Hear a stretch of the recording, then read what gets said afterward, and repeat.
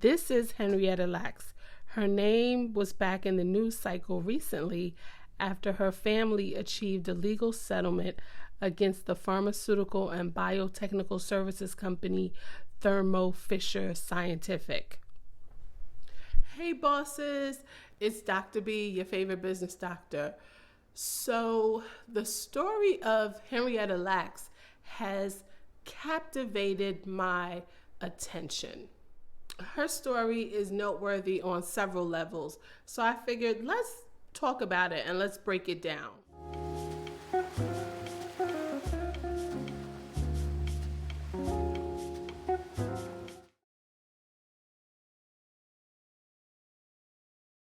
Henrietta Lacks was born on August 1st, 1921. During her early life, she lived with her family in Clover, Virginia. She attended segregated schools until the 6th grade, at which time she had to drop out to help support her family. She worked on the family's tobacco farm. She married David Lacks in 1941, and together they moved to and purchased a home in what was one of the oldest and largest African American communities in Baltimore County at the time. 4 months after giving birth to her 5th child, she was diagnosed with cervical cancer. She sought treatment at Johns Hopkins Hospital in 1951. The hospital was segregated at the time. Miss Lacks died the same year and was buried in an unmarked grave.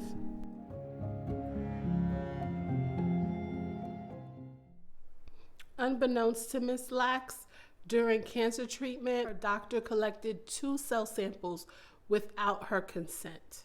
Samples were given to Dr. George Gay, a prominent virus and cancer researcher. Dr. Gay quickly realized that Mrs. Lacks's cells continued to grow rapidly for days on end. You see, most human cells can only divide a limited number of times before they cease to divide and deteriorate altogether. Dr. Gay quickly realized that her cells, a truly immortal line of cells, had the potential to transform science and medicine.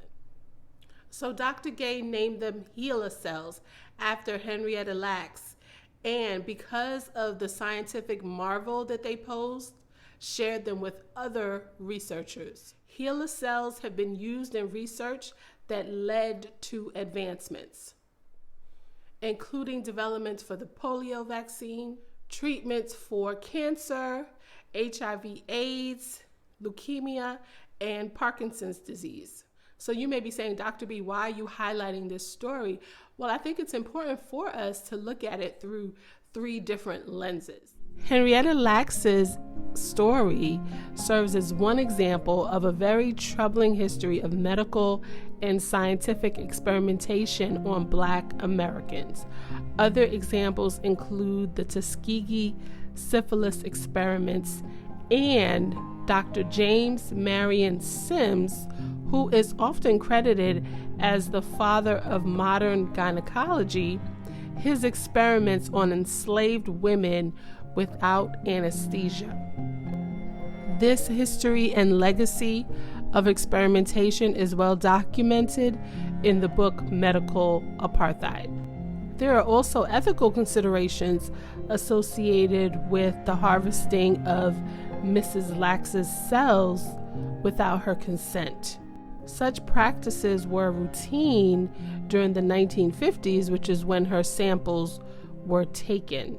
In fact, it was not until the late 1970s when the Belmont Report and the Common Rule identified ethical principles and guidelines for conducting research using human subjects, of which there is now a requirement to obtain voluntary informed consent prior to conducting research involving human subjects. In addition, the Common Rule established that all proposed research involving human subjects must be approved by what's called an institutional Review Board, or IRB, prior to the start of the research project to ensure that research follows ethical guidelines. However, there is still much work to be done. Research has shown that bias, both conscious and unconscious, continue to plague the U.S. healthcare system. Such factors can result in unequal treatment that is based on race and ethnicity. Now, when we look through the business lens, we see that scientists and pharmaceutical enterprises have not only used HeLa cells for research, but they are also profiting off of them. Since 1951, 50 metric tons of HeLa cells have been produced. HeLa cells have contributed to over 17,000 patents. And Thermo Fisher Scientific, which is in fact a business enterprise, has sold vials of HeLa cells for between $400 and $1,000 per vial. The company is said to generate $35 billion, yes, billion, in annual revenue, of which the Lacks family had not seen one dime.